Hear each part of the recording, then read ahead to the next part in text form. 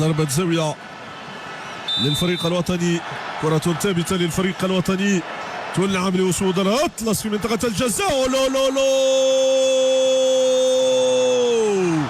تاي بريك العيناوي يحسم بالتاي بريك بشوط كسر الارسال بلغة الاب، بلغة الوالد، بلغة المؤثر. هذا الشامل من ذاك الاسد.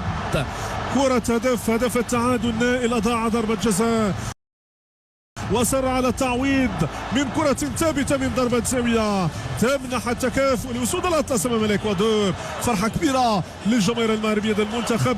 أنصفت هذه الكرة، أنصفت اجتهادات اللاعبين طيلة الجولة الثانية، قدموا المطلوب منهم وما زال عندكم الفرصة لهزم منتخب الإكوادور. ثقتنا في الفريق الوطني ثقة كبيرة، ثقة لا تناقش، ثقة ما فيها الشك. ما عندناش شك في قدراتكم، ما عندناش شك في قدراتكم، ما عندناش شك في إمكانياتكم وفي شغفكم وفي روحكم وفي رغبتكم لبلوغ المستويات الكبيرة في الفترة المقبلة. الإعادة إلى العناوي. الحكم الإسباني ذا المرة ما عنده ما يرفض، ما عنده ما يرفض. التعادل هدف لهدف بين الإكوادور